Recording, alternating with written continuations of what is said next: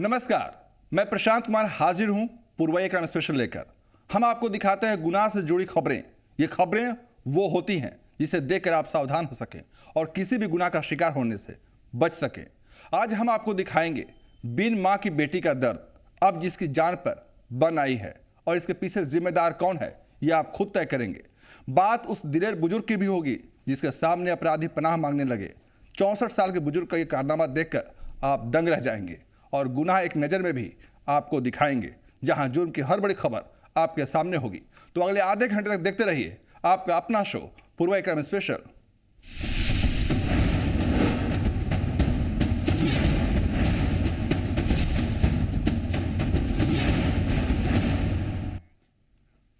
उसकी उम्र अभी इतनी नहीं थी कि दुनियादारी समझ सके, लेकिन समाज के दरिंदे और सिस्टम के सुस्त रवैये ने उसे सब कुछ सिखा दिया। मामला समस्तीपुर का है, जहां अब एक नाबालिग की जिंदगी दांव पर लग चुकी है।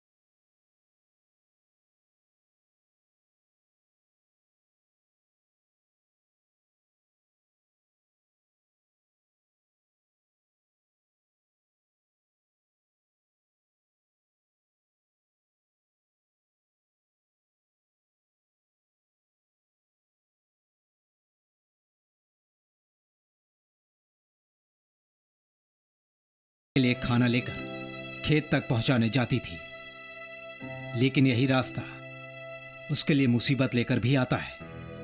खेत मालिक के बेटे की नजर नाबालिग लड़की पर थी। वो मौके की ताक में था और फिर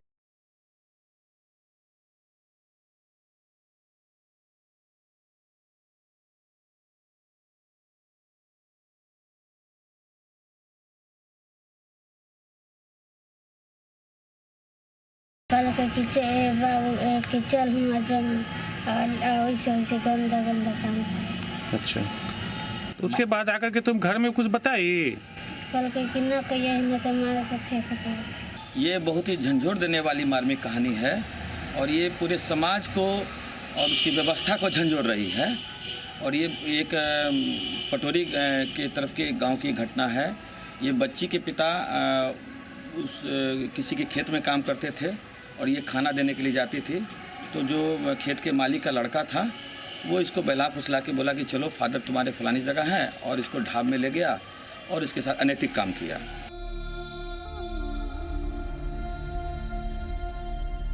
इस धमकी के बाद पीड़ित सहम जाती है। वो अपने घर वालों के सामने अपना मुंह नहीं खोलती। इसका नतीजा ये होता है कि आरोपी खेत मालिक का बेटा पीड़ित लड़की के साथ 4-5 बार दुष्कर्म करता है। इस बीच पीड़ित लड़की गर्भवती हो जाती है, लेकिन घर वालों को इस बारे में पता नहीं चलता। मामले का खुलासा तब होता है जब पीड़ित बच्ची के पेट में दर्द होता है। बच्ची की चाची उसे लेकर डॉक्टर के पास जाती है और तब परिवार वालों को पता चलता है कि घर की बेटी गर्भवती है। घर वालों के पूछने पर बच्ची पूरी बात अपने परिजनों को बताती है।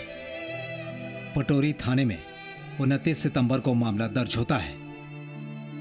आरोपी ढोराई महतो के खिलाफ नामजद मामला दर्ज कराया जाता है और पीड़ित बच्ची को जांच के लिए समस्तीपुर सदर अस्पताल भेजा जाता है।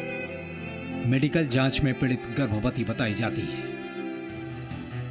पुलिस हरकत में आती है और आरोपी शख्स को गिरफ्तार कर जेल भेज देती है। सब अपनी जिम्मेदारी यही खत्म समझ लेते हैं, लेकिन कोई कुछ नहीं समझ पाता।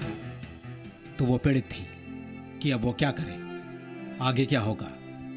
और अब हालत यह है कि पीड़ित की जान पर बनाई है। उसे 7 महीने का गर्भ है। सवाल है कि इसका गुनहगार आखिरकार कौन है। संजीव नैपुरी, जी मीडिया, समस्तीपुर।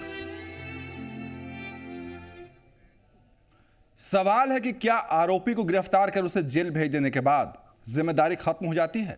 एक रिपोर्ट के चक्कर में एक जिंदगी दांव पर लग जाती है। सवाल फिर एक बार खड़ा होता है, इस लापरवाही की जिम्मेदारी कौन लेगा?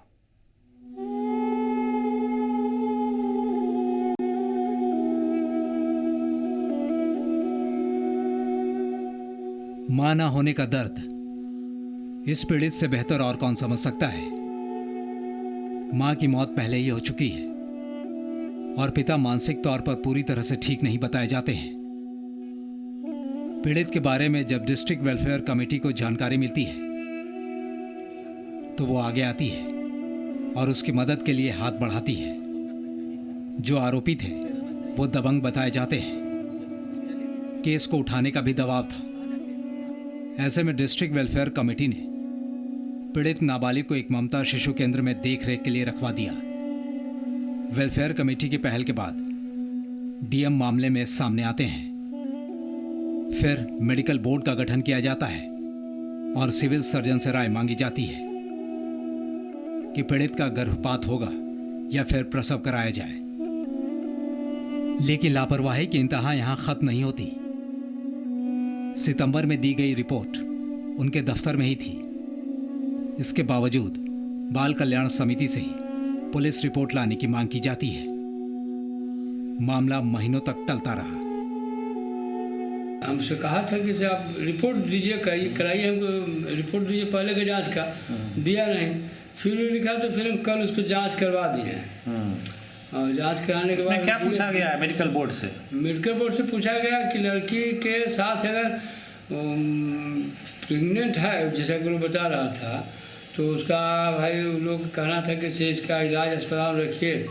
तो लड़की को अगर भाई मान लीजिए जो कोई उसका देख रेख करने वाला नहीं है तो अगर वो चाहेगी तो उसका प्रसव भी कराया जाएगा, गर्भपात भी होने लायक होगा। जो सीमा का टाइम फिर बताएगा डॉक्टर क्या सजेशन है। इसके मेडिकल स्तर में सीएस से भी लापरवाही हुई है। जब बच्ची उनके हॉस्पिटल में गई थी तो उनको भी बाल कल्याण को सूचित करना था, पुलिस को भी बाल कल्याण को सूचित करना था। हर मुकाम पर लापरवाही होती चली गई। पीड़ित की जिंदगी का फैसला एक रिपोर्ट का मोहताज हो जाता है और फिर कागजों के खेल में उसकी जिंदगी उलझ जाती है। वक्त गुजरता रहता है। अब हालत यह है कि पीड़ित के सामने प्रसव के सिवा कोई और रास्ता नहीं बचा। तो एबॉर्शन का सवाल ही नहीं होता है। तो तब तो उसको फुल टर्म प्रेगनेंसी का ही उपाय होना चाहिए। तो क्या वो सही होगा क्या? मतलब उसके जान के लिए पर कोई खतरा हो सकता है? अब जान पर भी खतरा हो तो 7 महीना का अगर हम पेट खोल के बच्चे को निकालते हैं तो उससे भी तो उसके जान को खतरा है। लेकिन अगर फुल टर्म प्रेगनेंसी का उपाय किया जाए, डिलीवरी का उपाय किया जाए तो खतरा कम है। सवाल यह है कि पीड़ित का गुनहगार कौन है? वो सिस्टम जो चंद कागजों का मोहताज हो जाता है, या फिर वो प्रक्रिया जहां एक जिंदगी रिपोर्ट के इंतजार में सिसकती रहती है?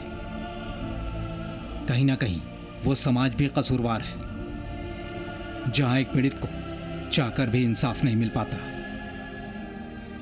संजीव नैपुरी, जी मीडिया, समस्तीपुर। और जब जी पुरवैया ने इस मामले को उठाया तो फिर समाज के पहरेदार भी सामने आए और जिले के एसपी ने भी मामले पर संज्ञान लिया। हमारा मकसद है हर उस शख्स की आवाज बनना जो इंसाफ और हक से वंचित रह जाते हैं।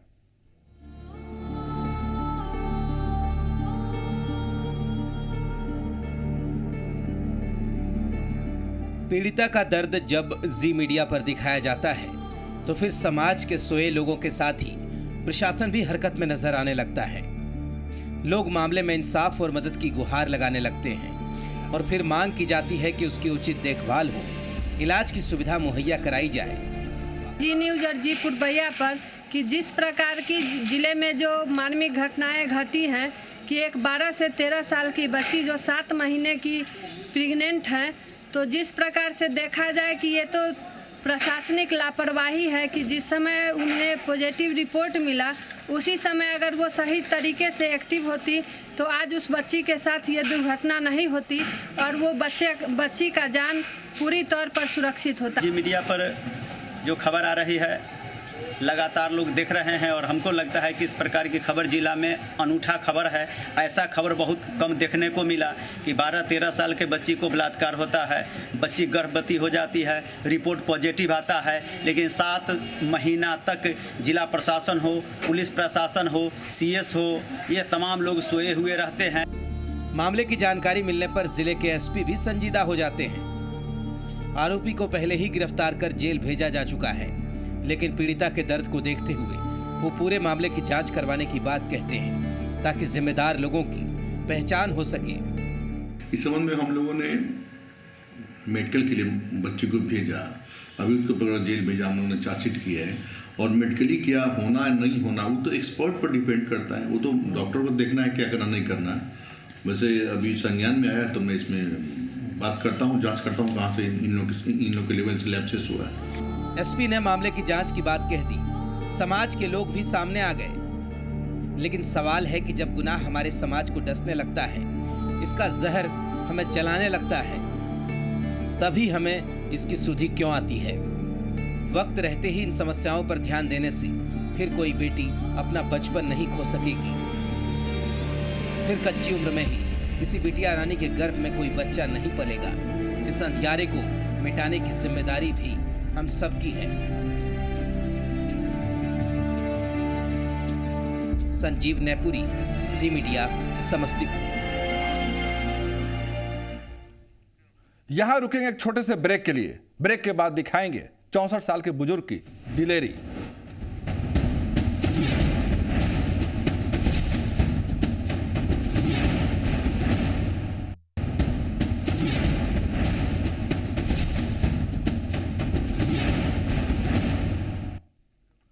ब्रेक के बाद स्वागत है। धनबाद से एक ऐसी खबर सामने आई है जो अपराध और अपराधी के खिलाफ खड़े होने की हिम्मत देती है। जब 64 साल के एक बुजुर्ग पर अपराधी धावा बोलते हैं, उनके पैसे लेकर वो भागने लगते हैं, तो बुजुर्ग की हिम्मत के सामने अपराधी पस्त बोल जाते हैं। अगर हौसला जवां हो तो फिर उम्र मायने नहीं रखती और ना ही सामने आए अपराधी टिक पाते हैं। धनबाद से जो तस्वीर सामने आई है वो बाकी लोगों में भी जोश भर देती है। शहर के सिटी सेंटर के पास एक बुजुर्ग की बहादुरी लोगों के लिए मिसाल बन सकती है। ये हैं अरुण चंद मंडल। इनकी उम्र 64 साल है। BCCL से रिटायर अरुण चंद मंडल 3 लाख रुपए निकालकर पैदल सड़क क्रॉस कर रहे थे। दोपहर का वक्त था, तभी मोटरसाइकिल सवार अपराधी अरुण मंडल पर हमला बोल देते हैं। उन्हें घेर कर उनके हाथों से पैसों से भरा बैग लेकर अपराधी भागने लगते हैं। पैसा लेकर हम वहाँ पहुँचे टेम्पो पकड़ने के लिए। तब तक वो लोग आके क्या चीज़ से था?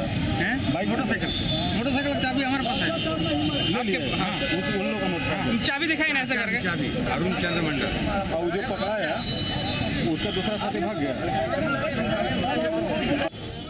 अपराधियों की जरूरत के आगे कोई भी पस्त हो जाता, लेकिन 64 साल के अरुण मंडल ने हार नहीं मानी और पूरी बहादुरी के साथ बाइक पर पीछे बैठे लुटेरे का हाथ पकड़कर खींच लिया। दोनों लुटेरे वहीं सड़क पर गिर जाते हैं। इतने में आसपास के लोग भी वहां पहुंच जाते हैं और फिर लुटेरों की जमकर पिटाई की जाती है।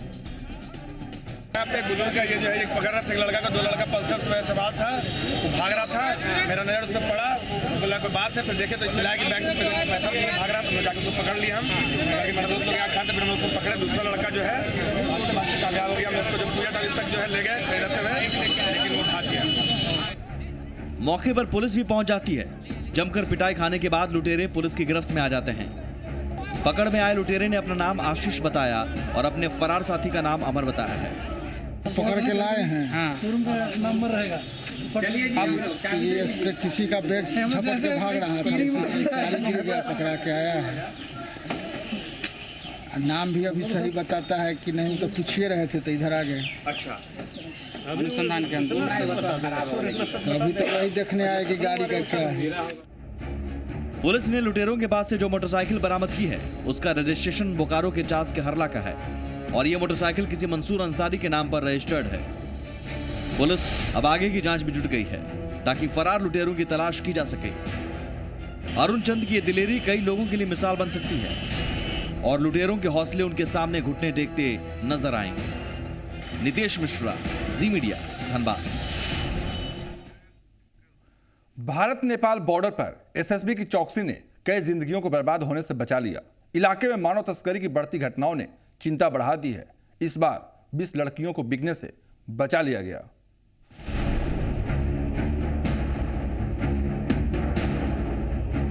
इन लड़कियों की पहचान हम उजागर नहीं कर सकते, लेकिन ये वो लड़कियां हैं जिन्हें बेचने की तैयारी की जा रही थी। 20 लड़कियों को बिकने से एसएसबी की टीम ने बचा लिया। भारत नेपाल सीमा के पास है सुपौल जिले के भीमनगर बॉर्डर पर तैनात 45वीं एसएसबी ने इन लड़कियों को बचाया है। नेपाल में इन दिनों मधेसी आंदोलन चल रहा है। वहां जरूरी सामानों की किल्लत हो गई है। सामानों के दाम आसमान छूने लगे हैं। ऐसे में गरीब लोगों के सामने दिक्कतें बढ़ गई हैं। उनके बीच भुखमरी की नौबत आ चुकी है। नेपाली नाबालिग लड़कियां दलालों के झांसे में पड़ जाती हैं और फिर उन्हें नेपाल से बाहर ले जाकर बेच दिया जाता है। इस बार भी दलालों की यही मंशा थी, लेकिन उनके मंसूबों पर एसएसबी ने पानी फेर दिया। बिहार स्टेट बस से भारत नेपाल बॉर्डर क्रॉस पर बीरपुर से इन लड़कियों को राजधानी पटना ले जाया जा रहा था। बस में 53 लोग सवार थे। एसएसबी को जानकारी मिलती है कि इस रास्ते से लड़कियों को तस्करी के लिए ले जाया जा रहा है। इस जानकारी के बाद एसएसबी अलर्ट हो जाती है और फिर बस की तलाशी ली जाती है और तब एसएसबी के हाथ वो 20 नेपाली लड़कियां लगती हैं, जिन्हें जयपुर की मंडी में ले जाकर बेचने की तैयारी थी। ये ह्यूमन ट्रैफिकिंग का मामला था। कल शाम में ही एसएसबी 45वीं बटालियन ने इसको रानीगंज पोस्ट पे पकड़ा है और जैसे ही हम लोगों को मालूम हुआ, हम लोग भी अपनी संस्था की तरफ से अपने कार्यकर्ताओं के साथ, जो हमारी संस्था है लोक भारती सेवा आश्रम, उसके साथ यहाँ इस पर नज़र रखे हुए थे। क्योंकि ये सेंसिटिव एरिया है, क्योंकि नेपाल भारत का खुला बॉर्डर है और यहाँ ऐसी घटनाएं बार बार होती रहती हैं, लेकिन छोटे पैमाने पर होती थी। एसएसबी की 45वीं बटालियन इस बारे में नेपाल की पुलिस और प्रशासन को जानकारी देती है। नेपाल पुलिस ने भीमनगर एसएसबी कैंप में इस बारे में जांच पड़ताल की और फिर 20 में से 16 नाबालिग लड़कियों को हिरासत में लेते हुए नेपाल ले जाया जाता है। एसएसबी ने हम लोगों को इन्फॉर्म किया कल शाम में, एक गाड़ी में नेपाल की तरफ से नेपाल वासियों इंडिया की तरफ जा रहे हैं, संदिग्ध लग रहे हैं, इसलिए हमने यहाँ पर इंक्वायरी किया है, ऐसा नोटिस भेजा। हम शाम में आए, लेकिन इंक्वायरी चल रही थी एसएसबी का। हम वापस चले गए, फिर सुबह बुलाया गया, फिर सुबह आया, सुबह भी इंक्वायरी चला। अभी 53 लोग उनने गिरफ्तार किया था। उसमें इंक्वायरी करके 16 लोग संदिग्ध निकालकर हमको आगे कार्रवाई करने के लिए भेजा गया।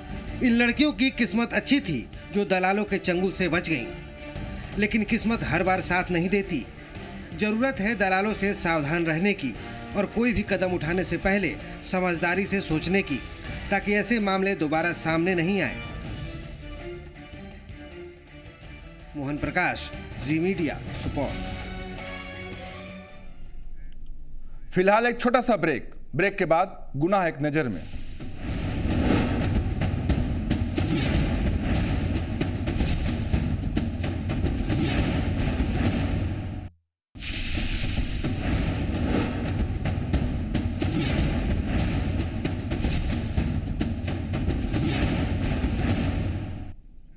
ब्रेक के बाद स्वागत है और अब आपको दिखाते हैं गुनाह की बड़ी खबरें, गुनाह एक नजर में। औरंगाबाद में एक वीडियो साहब नशे में धुत नजर आए। पुलिस को पेट्रोलिंग दौरान NH 139 के पास बीच सड़क पर गाड़ी खड़ी मिली। वहां दो लोग आपस में झगड़ा कर रहे थे। पुलिस ने जब पूछताछ की तो दोनों पर पुलिस पर धौंस जमाने का आरोप है। पुलिस के मुताबिक इनमें से एक कुटुंबा पंचायत के BDO मनोज कुमार और बलिया पंचायत के मुखिया कपिल पांडे थे। DM के हस्तक्षेप के बाद दोनों का मेडिकल चेकअप कराया गया। कटिहार में एक पत्नी को जुआ खेलने के लिए गहने नहीं देना भारी पड़ गया। गहने नहीं मिलने से नाराज पति ने अपनी पत्नी के शरीर पर किरासन तेल छिड़ककर जिंदा जलाने की कोशिश की। ये घटना अहमदाबाद थाना इलाके की है। पीड़ित पत्नी को सदर अस्पताल में पहुंचाया गया, जहां डॉक्टर ने 40% जलने की बात कही है।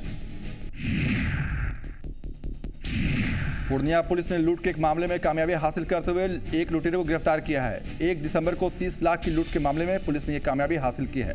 पुलिस ने लूट के 2,17,000 रुपये भी बरामद किए हैं। लूट की बाकी रकम भी जल्द बरामद करने का पुलिस ने दावा किया है। हमारा मकसद है आपको सावधान करना ताकि आप गुनाह का शिकार ना हो। आप रहें सावधान और सजग। हमें दीजिए इजाजत। नमस्कार।